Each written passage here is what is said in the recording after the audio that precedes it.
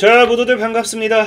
강태공 전문가입니다. 자, 금일은 미친 소리 같겠지만 미국 경기 침체로 인하여 코스피는 5,000포인트를 갈 겁니다. 라는 내용을 가지고서 방송을 좀 진행해 보려고 합니다.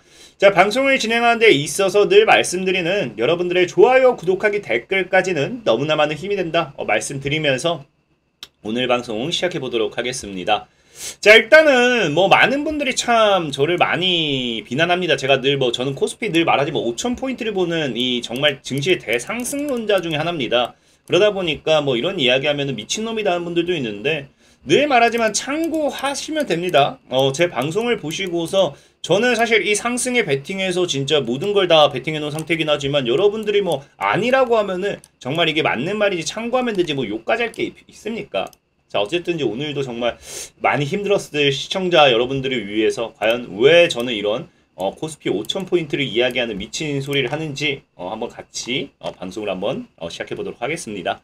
자, 일단 보면은 지난밤 이제 나스닥이 낙폭을 좀 크게 밀어줬어요. 그래서 경기 침체 공포에 풀썩 주저앉았다라고 하면서 경기 침체에 대한 이런 부분이 나와주기 시작하죠.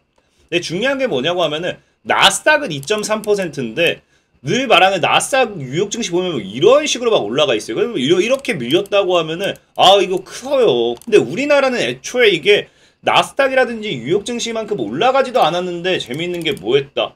오늘이 이제 검은 금요일이라고 하면서 코스피 3% 넘게 급락이라고 하는데 사실 오늘 코스닥까지 치면 장 막판까지 보면 4% 이상도 빠지는 그러니까 솔직히 말도 안 되는 미친 금요일이었죠. 그래서 많은 분들이 답답할 거라 생각을 해요. 그건 맞아요. 실질적으로 이게 우리나라뿐만 아니라 이 경기 침체에 대한 우려가 지금 이제 일본이라든지 일본까지 아시아권으로 해가지고 전 세계적으로 주요 증시가 이제 하락하게 만드는 일본은 이제 우리나라가 3% 밀릴 때 장중 5% 급락 나올 만큼 굉장히 진짜 큰 하락을 나타냈으니 아무래도 많은 분들이 정말 이제 정말 지금 도망가야 되나 도망쳐 내가 손절해야 되나 이런 것들에 대한 부분 공포 오늘 진짜 무서웠을 거예요.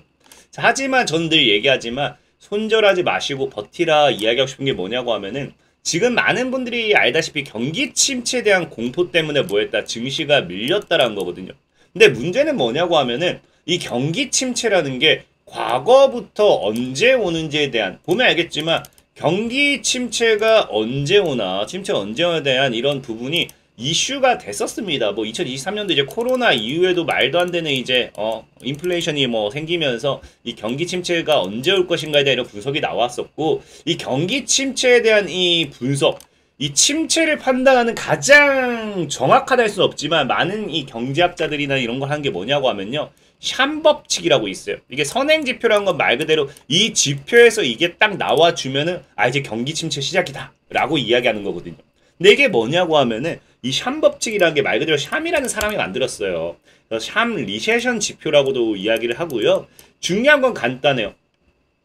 이 침체 지표가 3개월 평균 실업률이 이전 12개월 중 최저치보다 0.5% 포인트 높으면 경제가 침체로 접어들었다라고 하는 샴 법칙입니다. 근데 중요한 건 뭐냐고 하면은 자, 이미 이 경기 침체에 대한 거는 우리가 예상을 할 수 있었던 부분이었던 게 뭐냐고 하면요. 자, 우리가 1년 전, 12개월이면 1년 전이죠. 그럼 대충 1년 전에 실제 이런 이 경기 침체 퍼센테이지를 보면은 약 몇 퍼센트? 3.5%, 3.5%. 3.5%였고, 여기서 보다 높은 게 몇 퍼센트가 돼요? 0.5%가 높아야 되면 4.0이 나와야 돼요. 근데 중요한 거는 지금까지는 3%를 잘 지켜줬는데, 이번에 이제 이게 발표가 되면서 좀 이슈가 컸죠. 이번에 이제 또 나와서 이슈가 컸는데, 자, 중요한 건 뭐냐고 하면은, 이미 실제적으로, 이게 발표된 게 아니라, 그 실제적으로 보면 이제 이거 세 개를 보면은 4.0이 돼버려요. 4.0%. 그러니까 이미 경기 침체에 대한 부분은 과거부터 계속해서 나왔던 부분이었던 거예요.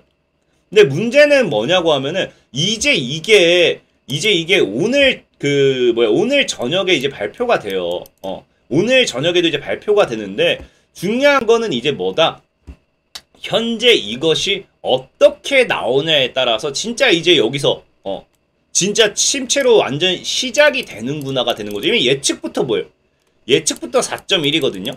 그럼 이미 이제 뭐 한다? 여기 4.1을 갖다 박아버리면요.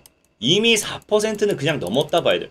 그러니까 지금 이제 이 경기 침체라는 거는 아까 얘기했다시피 샴 법칙에 의하면 이미 침체가 시작됐다는 거 우리가 예상을 하고 있었어야 됩니다. 그럼 이 경기가 침체했다는 거니 경기가 침체되지 않기 위한 어떠한 이걸 해야 되는데 금리 인하를 하든지 뭘 경기 침체가 가장 큰 이유가 고금리가 사실 제일 크거든요. 고금리가. 사람들이 돈을 쓰지도 않고요. 그 다음에 이제 실업률이 증가하는 게 뭐예요? 우리나라 같은 경우도 실업률이 증가하는 게 인건비적인 부분 이런 것들이 전체적으로 돈은 시장에 안 돌지 인건비는 증가하지 뭐 이런 것들 그러니까 결국에 고금리에 따르는 악순환이 계속 돌아왔던 거거든요. 그러니까 금리 인하를 이전부터 했었어야 됐는데 그래서 지금도 얘기 나오는 게 뭐예요? 이제 금리 인하를 할 거다라고 했더니 사실상 뭐예요? 9월 금리 인하는 너무 늦은 거 아닌가? 침체 막기에는 너무 늦은 게 아닌가에 대한 이야기가 이미 너무 나온 거죠. 이미 금리 인하를 9월 달에 이미 하겠다는 것부터 우리가 실업률 지표로서 3 지표를 봤을 때는 경기 침체를 막을 수가 없다라는 거예요. 그래서 이런 리스크가 지금 발생하기 시작했고 어제 뉴욕 증시 같은 경우도 급락이 나와주고 있는 거고 그러다 보니 실질적으로 과거에 뭐라고 나옵니까? 이런 실업률 이거 봤을 때 그렇기 때문에 예전부터 나왔던 게 뭐예요? 이미 연준에서는 7월에 금리를 내려가지고 이 경기 침체 우려를 뭐야 된다 막아야 됐었다라는 거예요. 막아야 됐었다. 그러니까 이게 지금 시장에 이미 연준의 잘못이다라고 이제 시장에서 나오고 있는 거예요. 충분히 이 경기 침체라는 거는 이 금리를 조정하면서 금리만 가지고 좀 조금만 풀어줬다 쥐었다 해줘도 이게 충분히 조정할 수 있는 부분이었거든요. 그러니까 이 타겟이 연준에게 돌아가 버리니까 지금 뭐가 된다. 오히려 지금 9월에는 우리가 예상하는 금리 인하는 거의 100% 확실하다고 봐야 돼. 확실하다. 근데 중요한 건 뭐냐고 하면은 이 연준 같은 경우도 이 원래는 이런 고용, 실업률이기 때문에 이 고용을 어떻게든 챙기기 위해서 이 금리 인하를 하려고 했었습니다. 하려고 했었는데 기존에는 뭐였냐고 하면은 어쨌든 경기 침체가 시작되기 전에 이 실업률을 잡자 해가지고 뭐 할라 했었다. 베이비 스텝으로서 시작할 확률이 굉장히 높았다라는 거겠죠. 근데 지금 오히려 뭐가 됐어? 이 7월을 그냥 넘겨버리고 나서 베이비 스텝으로 할라 했더니 경기 침체 우려가 확산돼 버리니까 여기 뭐가 갔다 떨어져 버리냐? 바로 이제 빅스텝. 빅스텝까지 우리가 예상을 하고 있다는 거예요. 그러니까 지금 연준에서 지금 이미 경기 침체 우려로 인해서 우리가 생각해 봐야 될 게 뭐냐고 하면요. 지금 보면 알겠지만 자, 시장에서는 올해 지금 이 연준의 잘못을 바로잡기 위해서는 남은 세 차례 적어도 뭐 한다? 매번 금리를 내려야 된다 이야기하고 있어요. 그러면 일단은 뭐 하게 돼요? 올해 남은 세 차례 모두 금리가 내려가게 되잖아요. 당연히 금리 인하에 대한 유동성 증가로서 또 뭐가 돼요? 증시 상승 탄력이 될 수 있습니다. 상승 탄력이. 그리고 또 뭐가 돼요? 그리고 또 뭐가 되냐고 하면은 자이언트 스텝도 아니고 베이비 스텝도 아니고 빅 스텝까지 나온다. 빅 스텝이라는 거는 0.5% 포인트를 그냥 뭐 한다. 다이렉트로 이상을 내린다는 거겠죠. 그럼 여기서 뭐 얼마를 내릴지 모르겠지만 어찌됐든지 빅 스텝까지 나와준다라고 하면은 이 모든 게 이 3연속 오히려 빅 스텝이 나와준다고 하면 이게 오히려 증시에 엄청난 호재가 될 수도 있다는 거죠. 그러니까 오히려 경기 침체라는 거는 이 경기 침체 우려에 따라서 우리가 예상치도 못했던 3연속 빅스텝에 대한 기대감도 생긴다라고 좀 볼 수 있고 그리고 제일 중요한 게 일단 경기 침체가 시작되면요. 뭐 할 수밖에 없냐고 하면은 이 경기 침체를 잡기 위한 대표적인 정책이 뭐다? 바로 양적 완화죠. 양적 완화. 그래서 과거에 코로나 때도 이제 경기 침체에 맞서서 무제한 양적 완화에 나선다라고 이야기가 이렇게 했을 만큼 경기 침체의 대표적인 정책은 양적 완화입니다. 돈을 풀어서 경기 침체를 막겠다라는 거거든요. 물론 많은 사람들이 지금 물가도 안 잡혔는데 이 양적 완화를 할 수 있냐 그렇게 생각하시는 분들이 많아요. 실질적으로 양적 완화를 하게 되면 뭐가 문제가 되냐면요. 인플레이션이 다시 급격하게 상승합니다. 다시 상승해요. 그렇기 때문에 많은 사람들이 양적 완화라는 건 인플레이션이 잡히기 전에 양적 완화는 어려울 거다라고 많은 사람들이 얘기하는 사람들이 많은데, 이건 여러분들이 사실 이제 연준이 어떤 놈들인지 모르기 때문에 하는 얘기고, 과거에 예전부터 연준이 했던 얘기를 보면은, 자, 연준 뭐라고 한다. 파월 의장이 실업률이 급증하면은 인플레이션 안 잡혀도 금리 인하를 하겠다 했죠. 그러니까 지금 뭐예요? 실업률 급증해서 4%대 올라오면서 이미 경기 침체에 대한 우려가 생겼잖아. 그렇기 때문에 아까 얘기했던 것처럼 9월 달에 뭐 한다. 9월부터는 진짜 베이비가 아니라 빅스텝에 대한 기대감도 생긴다라는 거고요. 그리고 더 중요한 거는 이제 이 인플레이션이 안 잡혔는데 금리 인하에다가 추가적으로 아까 이제 양적 완화까지 나올 수 있느냐 얘기했는데 뭐라 했어요? 분명히 파월이 과거의 발언을 보면요. 경기 침체가 오면요. 공격적인 양적 완화를 조치할 것이다. 그러니까 파월 같은 경우는, 연준 의장 같은 경우는 여러분 보면 알겠지만 연준 같은 경우는 지금 과거의 발언이 사실 제일 중요한 건 인플레이션을 잡는 것도 맞고 물가를 잡는 것도 맞아요. 근데 여기서 뭐 해야 돼요? 경기 침체도 막아야 되고요. 그러니까 경기 침체니까 결국 뭐 실업률 뭐 내나 되풀이 실업률도 막아야, 증가도 막아야 되고, 이 모든 것들이 나의 이 연준한테 파월에게 가는 걸 안 좋아해요. 그렇기 때문에 이게 과거부터 얘기가 했던 게, 어쨌든 이게 시작이 되면은 양적 완화도 공격적으로 할 것이고 금리 인하도 할 것이고 이런 이야기를 했기 때문에, 여러분들 알다시피 금리 인하만